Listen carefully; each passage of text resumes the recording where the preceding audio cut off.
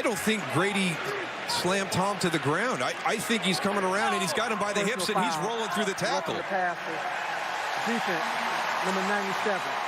This is bullshit. The NFL is soft.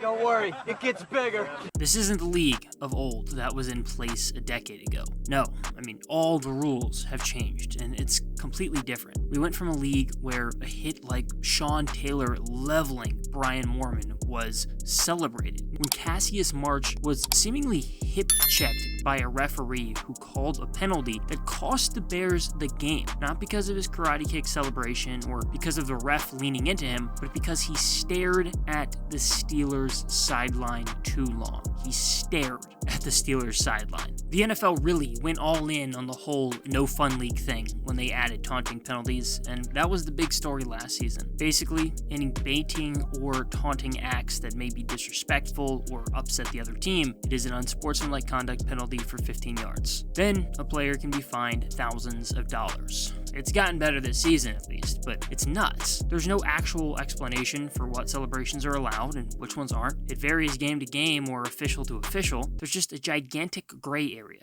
Taunting penalties are awful for football, but there's bigger penalty issues than that. The NFL has made the attempt to really protect not just its players, but specifically the quarterback, to the point where it's probably gotten a little bit out of hand. The quarterback gets put into a worse spot than most positions, just because of how vulnerable they end up being in the pocket, and that's why there is the roughing the passer rule. There are a lot of confusing parts to the rule, all focused on protecting the QB. The defender is expected to avoid contact if the ball has left the passer's hand, and can't push him hard after a pass or even sack them violently or by putting a lot of weight on them. Yeah, I mean, that's pretty soft stuff. There are some other less important parts to the rule. The defender can't use his helmet to tackle, can't club the arm of the passer or hit the QB below the knee. A lot of that is fair, but we have to find the line, and we've gone past it for sure. Here are two examples that really do show that we have a roughing the passer problem.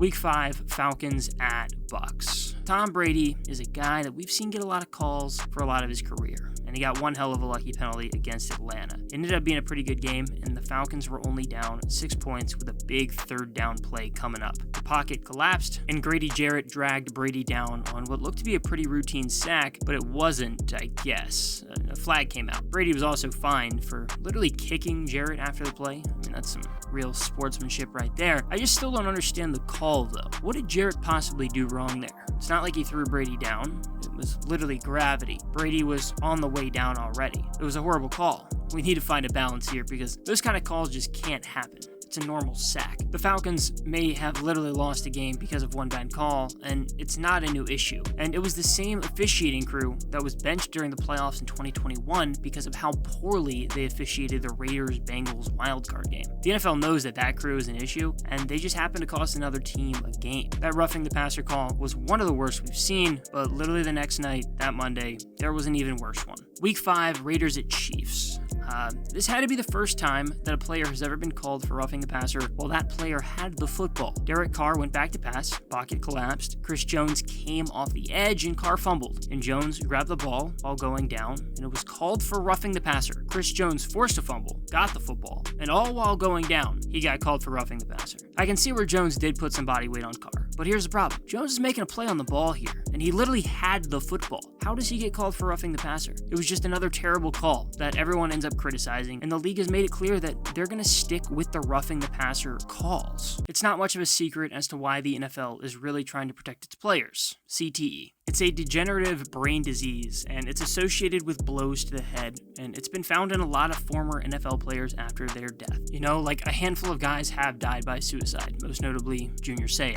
There have been other cases of players killing others, like Phillip Adams. Recently, both Vincent Jackson and Demaryius Thomas were diagnosed with CTE after their deaths. Now, there's been a decline in youth football participation, and CTE and concussions have been a big reason for it. There's a lot of worries about head injuries, and the NFL has to do something, and that's been making a lot of rules and being very strict when it does come to head injuries. But that doesn't always solve the problem. The biggest change we've seen in NFL concussion rules was because of Tua Tagovailoa. A few weeks ago, Tua, on a Sunday game, was pushed to the ground and hit his head on the turf against the Bills. He got up after the hit, and then he kind of just looked woozy and collapsed to his knees while he was trying to get back to the huddle. It looked really bad, and then to a lot of people's surprise, Tua returned to play in the second half. The NFLPA decided to investigate the incident, but it didn't stop Tua from later playing that Thursday versus Cincinnati. It came out that every indication shows the protocols were followed by doctors and neurologists, which led to the NFL changing protocol. If a player shows ataxia, bad balance or stability or dysfunctional speech like Tua did on that Sunday, they are now prohibited from returning to the game.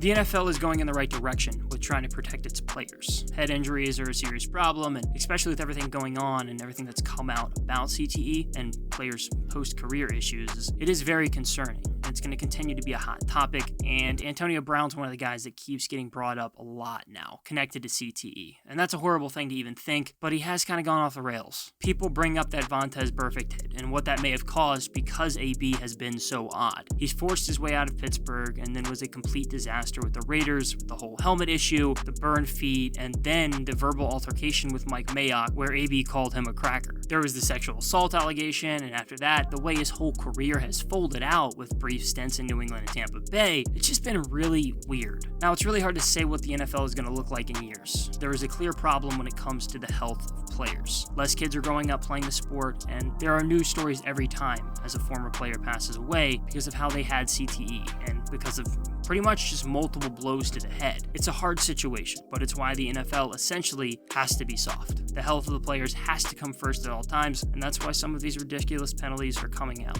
I have no idea why the NFL decided it wanted to get rid of taunting and be lame as hell, but that isn't the big issue here. The NFL has a concussion problem, and while new helmets and penalties have helped, there is a long way to go. But for now, the NFL is soft, but it has to be.